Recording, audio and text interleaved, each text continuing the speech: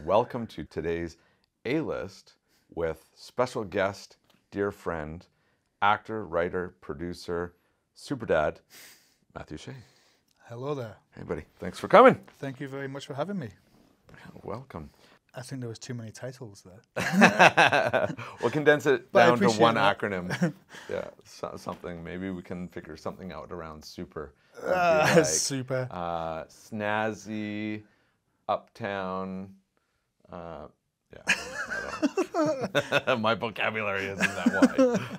Well, hello there. How are you doing? Yeah, I'm good. Thank you for coming by. Thank you for having me. Yeah. So, what people may not know is that Matt has been responsible as one of the producers of the A-List, and we've grown this together along with some other folks, but you were the first person that set up with me in here.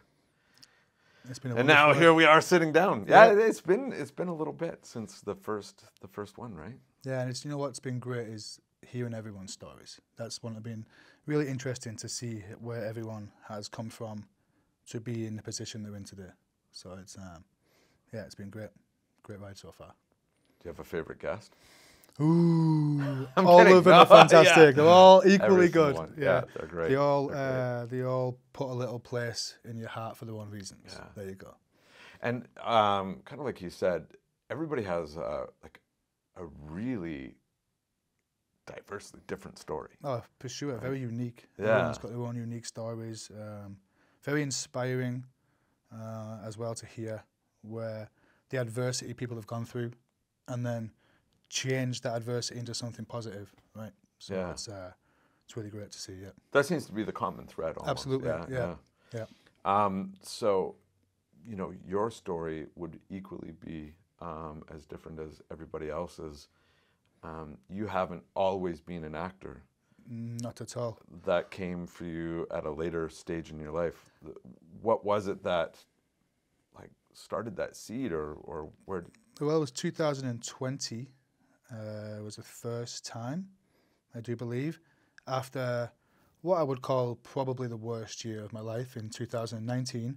And you say it's different, but again, the common thread is everyone who's sat in this chair has shared a story of a struggle they've gone through, which has then led them to be where they are today.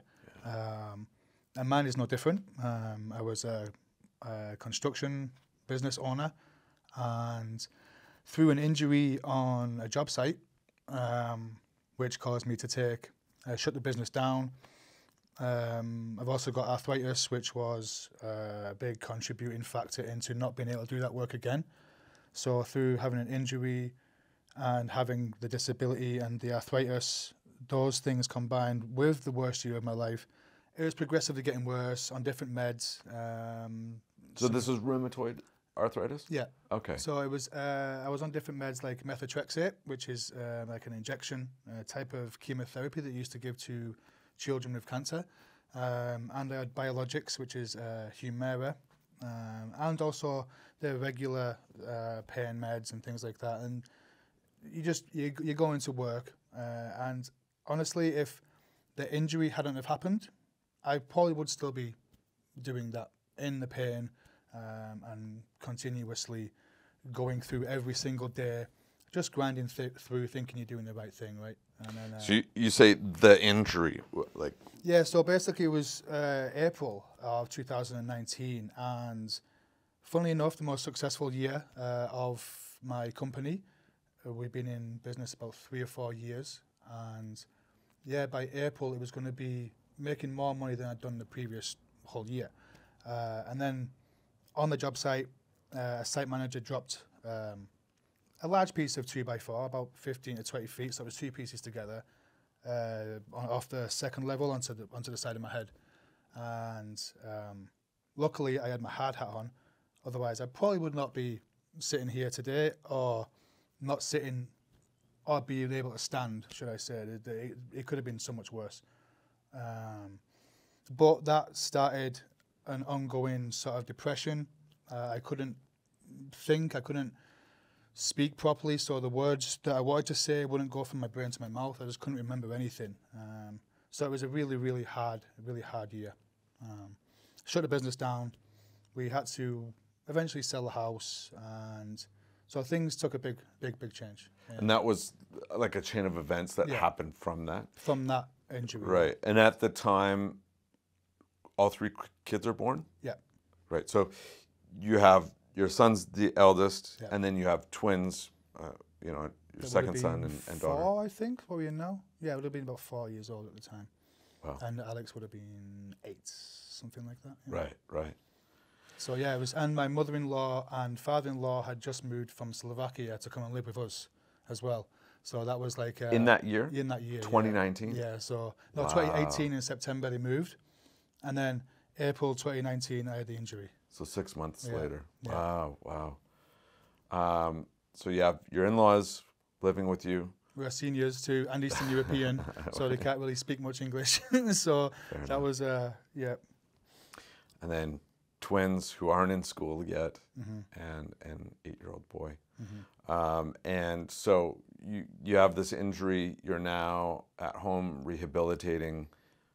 From that point in April of 2019 to when you said, I'm going to do acting, what does that look like? What? So I did rehab, which was 8 weeks in Lifemark down in Kelowna, which was okay, but they have a set standards, and usually it's for, basically I went in there and they said, you're a 5th gear kind of person, you need to learn to slow down. So that was the thing I had to do first, was learn to not be in such a high pace all the time and learn just to relax, which is a process. But from there, I did rehab, and it didn't really help in terms of my depression. I had to go and see a psychologist and a therapist and spend some time with those guys. And then I went to see a counsellor, which was great. I mean, if you're in those situations and you're worried about seeing a counsellor or a therapist, please it's very helpful. What did you find the most helpful about counseling? Someone who's willing just to sit and listen. Like, there's no opinions. There's no, you should be doing this, you should be doing that. I'm doing this, maybe you could be doing that. Having that person who's just willing to listen, an educated person who's heard everything before, seen people in far worse situations than yourself, and they're just there to listen to you, and they understand. And it can give, if it's an opinion, it's an educated advice rather than an opinion, right? So having that on a weekly basis, sometimes what had happened in the house, to be able to escape and then go to someone who can just sit and listen to you and understand, it was sort of a release, right? So that was very helpful. And they also had, when it came to the end of the therapy, actually, was almost at the start of my acting career, or somewhere close to there. And one of the therapists had said something like, I see you on a stage. I see you in front of people. I see you like talking to people a lot. She goes, I don't know what it is. This is what I see about you. And I was like, oh, okay. And at the time, I was almost brought to tears because I was in a really down, low place, felt very lonely. And to hear someone say that at that time, it was like just a little boost, I think. And it was maybe that was a bit of a chain of events, because it was one of those core memories that's built in, I guess. So did you feel like it was like giving you purpose, or like was there something from your childhood or something where you didn't feel listened to? Like, I was kind of curious why it was, she's saying, I see you talking in front of people, I see you being on a stage. Like, what is it? I honestly, to this day, I don't know. I don't know. So people will see things in you that you may not see yourself in a whole lifetime, right? And everyone will see something different. She saw something, and I just because she sees a lot of people in the same sense that I was, in the same situation I was in, I don't know. It was just something that I took on board. And not long after that was the agency post that I saw on Facebook for Shine Agency. Okay. So you have this counseling session. There's a little kind of seed put there that you feel like you hadn't had before. Oh no, like to be in front of people, like even this is like, whew, it takes a bit for my heart rate to calm down a little bit, right? Because it's... We're going to blur out your face and change your voice, that's fine. So shortly after that, you see a post on like Facebook? Yeah, just scrolling through, and it said shine. And I'm like, shine. And I go past it. And then for some reason, the word shine just stuck in my head. I'm like, what is that? What's shine? So I went back and saw it was Shine Modeling Agency. I'm like, oh, modeling. Oh, I don't know about that. But previously, about 4 or 5 years previous to this to 2019, I did a commercial for Under Armour down at the Apple Bowl in Kelowna, where there was Carey Price. At the time, I had no clue who Carey Price was. I had to ask my football friends, do you know who Carey Price is? They're like, yeah, only the MVP, dude. And I'm like, okay. And there was Kaylin Kyle, who I knew more about because she was a bronze medalist for Canadian soccer. So I was like, well, I know who she is, but I don't know who Carey Price is. So it was fun. I got a bunch of gear from Under Armour. I got to play soccer on camera. And I thought, well, that was really fun. I really enjoyed that. This is a modeling agency. Okay, I don't like being on camera, but I really enjoyed that part of the commercial. Let's just see what this is. I can't use my body. I have to try and do something else. Let's try this. And then I got in touch with Shine, and Sylvia was on the other end of the line, and that's where it all started. Shout out to Sylvia. Sylvia. That's pretty cool. So did you know what you were signing up for? Like, you know, you talk about not really having any experience before. Did you understand this would be towards like a film and television career? Didn't have a clue, bud. Didn't have a clue. Right. I knew I needed to do something. My whole thing is I can't just sit still. I have to be doing something. So I knew I had to get up and figure something out. And once I'd met with Sylvia, because she said, okay, just come down and meet me. We'll have a discussion. We'll talk about your experience, where I may see you going forward. And she directed me to Angela Quinn and to take an Angela Quinn's workshop. So I was like, okay. She said, because she was from a modeling agency and she was transitioning to TV and film as an agency. And I think I was almost at the beginning of that transition for her. So yeah, she directed me straight towards Angela Quinn. And again, someone else was been amazing for not just myself, but so many people in this valley. Shout out to Angela yeah, Quinn. Absolutely. And yeah, that from that moment on, taking those classes and doing something that really terrified me, like standing in front of people and acting. Like, never in my entire life would I ever think that this would be something that I'd be doing. If you'd have said 10 years ago, Matt, you're going to be an actor, I'd have like really laughed in your face and said, please, mate, stop taking the piss, because this is, you really, whatever. But then to really do it and to go, wow, that scared me, but I really enjoyed it. Like, what do you think it is that you enjoy about it? Because if you had this preconception before that this isn't something you would ever get involved in, there has to be something, I think, that would be new that you didn't expect. Or I think it's, at the time, there was a lot of us in the same boat. There's a few of us in the community we know very well that we all got into Angela Quinn's class at the same time. And it seems that, especially in the Okanagan, around about the 2020 time, the beginning of the COVID times, a lot of us sort of curved into acting world. And I found a great community, which I've been part of communities before, of course, but there's something about the film industry community that we've all got separate lives, like a construction company. There's people who are physiotherapists, working all kinds of stuff, but yet we all want to do this creative acting, playing, whatever you want to call it. We all came to this, and it seemed that there's a collective energy, and I resonate really really highly with that. And that's what I think that's what pulled me in. And then being able to play and just kind of have fun, but also having the fear of doing something that isn't going to hurt you. There's no physical pain involved with the fear of acting. There's just the embarrassment and getting over that. And I really enjoy that challenge too. Talking about just for fun, you do have a couple of things that you do outside of acting that make you who you are. You're a big football guy, soccer as we call it here in North America, and you still play. Oh yeah. And you also have a team that you watch. I do indeed.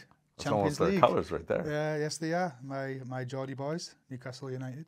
Yeah. And Euro FC in Kelowna that I've been with for now the last probably 11 years, actually. Is there anything that you draw in comparison or, I think part of what makes an actor or a writer or a director is kind of their life resume. It informs different things or, inspires different things. Is there anything that you find in football, soccer that parallels or gets into your acting or writing? Or I wouldn't say football or soccer because those are my sort of escapes from all of everything that I do. Everyone has their sort of meditative space. Soccer for me is that. I can get on a field, I don't have to think about anything. There's no dad, there's no acting, there's no bills. I'm just playing football and I'm part of a team. It's a different sense. And the reason I said not soccer or football is the most parallel I found. And yeah, it's an extreme version, but I was in the military. And what I found within the military is if one person can't do that job, someone else has to pick up the pieces, and then someone else has to pick up the pieces for that person. And what I found when actually on set is watching a crew. And it's like watching the crew, if one person can't be there, then that person has to be there. And then that person has to be there to fill in. So it's like a well-oiled machine when working on set. And that's the parallels I found with the military. And I guess partly why I liked the industry too, because the one thing I did like about the military is the well-oiled machine, the organization, how it all works well when it does work well. The same with the film industry. When it works well, it just works and feels like just flow, right? And that's the parallel I've found in terms of my own experiences. Yeah, you've had quite the life, football escapades, but you just mentioned you were in the military. You're also, if you can't tell, not born and raised in Canada. No, I'm definitely Asian. Yeah. Yeah. Born in Japan and yeah, not quite. Yeah, not quite. But you were born on an island. Yeah, I was born on an island, yeah, for sure. From the north of the UK. And I make sure I say the north. I'm not a southerner, I'm a northerner. Right. Just so everyone's clear about that. In a very small town that, from what you've explained, even some of your country folk wouldn't know where it is, but it's Barrow. Barrow in Furness, yeah. Or the locals would say Barra. Barra in Furness. Yeah. But now I'm posh, so I say Barrow. Or we're slowly converting you over here, right? Yeah, it's not tomorrow or better, it's tomorrow. And better. So with your accent and dialect, do you find, what are the challenges in this industry being here in Canada? I'd say my accent is probably, apart from my acting, my accent is the biggest challenge I've found, which was mentioned straight away to me. Angela Quinn was, I guess as well, Angela Quinn was one of the big motivators for me because on my first session where I did some acting, she was like, where have you been all this time? What have you been doing this whole time when you should have been doing this? And I was like, oh! But she did say, you've got to work on the accent because everyone needs to have that standard American accent, which is highly frustrating. I have done some dialect classes, but for so long I was trying hard not to have the Canadian accent, being a stubborn Brit. Like, nope, I'm going to keep my accent. All my friends were like, "Oh, you're going to change. Your voice is going to change." And I'm like, I'm not having my friends take the piss out of me. I'm going to keep my accent strong. And now it's a problem because I've been so hard all this time. I could have been working on changing it. And Sure. Well, I'd love to add that you'd likely have to learn a third dialect because for us Canadians, we actually have to learn the standard American dialect as well. And it's not an easy thing, especially in your head if you're North American and you aren't trained to recognize, different inflection, different intention, intonations. You can think that you already sound standard American. Absolutely. So, I mean, potentially you didn't waste a bunch of time on the Canadian accent, and hopefully keep working towards the standard American. But I think, there's probably a decent amount of folks out there that have either heard the same thing that you have or potentially are just becoming aware of it right now. Do they have the standard American dialect down? So you said that you have done some dialect training. Yes. Was it with a coach or through an app? I did, or with Tony Alicanta in shout out Tony in Vancouver, and he was great. He was really, really great. I've still got the paperwork and all the information, and it's just it's obviously at the time I did spend some money and going through loss of the business and losing the house. It was just I can't afford to do this because obviously with acting too, there is an expense, there is a cost. You've got to get headshots and demo reels, and if you have got an accent, you've got to work on your dialect. So that had to take a little bit of a backseat. But it is something that is a constant thing that is in my head to learn. And when there is extra funds, for sure, it's okay. I've already got a bunch of dialect coaches that I've looked up and researched, and I just need to have the money to give them. And then hopefully that's another tool in the toolkit.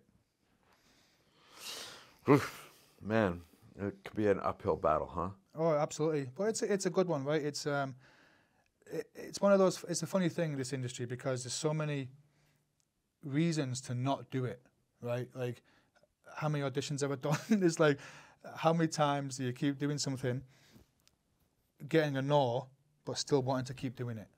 And there's not a part of me that's gone, well, yeah, there's doubts where you're like, should I be doing this? But then the next day the audition comes in, you're like, sweet, let's get this audition done, right? And you're so happy to get the audition again. So, yeah, it's a crazy industry. Yeah, I think, full circle back to talking about having these therapist sessions and having counseling, and then, talking about part of the industry as an actor and that constant auditioning. Is there anything that you do that you learn from any of your therapy sessions, or anything that help with the, for some folks they would explain it as constant rejection, which, I mean, I would caution you around having that label in your head, but I'm sure a lot of people do experience it as rejection, right? Yeah, I think it's definitely one for the ego, the industry, and the rejection can be one that can really damage that ego if you are holding on to it. I think maybe that year helped me to sort of reflect, because I was doing a lot of meditating. I did some sort of men's groups with another friend of ours, Alvin, who's been on the show. And I think a lot of those things help you to be very self-reflective, understand yourself in terms of where you want to be in life. And for me, my ego, it's a good reminder to me to, when it kicks in, to knock it out, because I see saying to my family just recently that the ego to me is kind of like, if you want to talk in religious terms, well, which I'm not, but it's kind of like the devils try to constantly make you feel like you should be something more. And I'm like, no, ego, just go away. I don't need you to be checking me right now. Someone else deserves that role, just like I do. Someone else is working hard to get that role, just like I am. Why out of all the thousands of people at this moment in time, do I deserve that or do they deserve that, right? So there's a moment of jealousy or disappointment, and at the start of the acting career that would have lasted longer, but now it's more of a, but good for you. Like that's where it sits for me. It's like, I think you should be a little bit jealous because you were going for that role, but at the same time be equally, or if not more, happy for the person who's just putting as much effort as you have, that you hopefully have, and they've got that role too. So I think that's a really good balanced way of thinking about it is, you know, if you do have these feelings come up when somebody else lands it, especially if you know them, and they look like envy or jealousy, that you do acknowledge it, but it is balanced out with knowing to cheer somebody on. You would hope that you would get that when you book. It's really, really tough to book parts. Yeah, of course. So when those parts come, it makes it a little more special. And that's a great place to leave this one. But before we let you go, I've got two things for you. One is, in one sentence or two sentences, what is your ideal role? What are we going to look forward to seeing you in the future? Ideally, of all the roles I would love to be, like give me Wolverine. If I could sink my teeth in a Wolverine, that'd be beautiful. But that's like dream roles. Or there's the James Bond role too, right? Wearing a suit and just being James Bond for a while. But the thriller, the action, you know, the sort of the route that sort of Gerard Butler's kind of got. He's got the action, but he can also be the dad that can save the day. Like, I would love to be in that kind of position, somewhere where you can really sink your teeth into. So if anybody out there is doing the movie 600, the sequel, or the Buff Dad, you got your guy here. Before I let you go, you know what's coming. You've probably even thought about it. You only get 8 seconds. Yeah, you get 8 seconds, buddy. Cue the music. 5 movies if the apocalypse came, the ones that you're going to hold on to for the world to be inspired by and get to watch until more movies are made. Go. The Crow, 300, The Matrix, The Lion King, and then either Snatch or Lockstock. Not Wolverine. No, those are my 5. My God. I want to play Wolverine. Doesn't mean it's my up there. I get it. I'm just Hugh Jackman. I apologize. I hope if he watches this, and also he's not now. Thanks, my man. Listen, you can look for this guy in Pinky's World, Ninja Chronicles, a bunch of other stuff coming up, and yeah, thank you for coming by. No, thank you. Can't wait to sit down and chat again. Absolutely. Now, I can't wait to have more people sitting here. Oh, we will. So back to behind the camera for you. Yes, indeed. Get back where you belong. All right, buddy. Cheers, bud. Cheers. All right.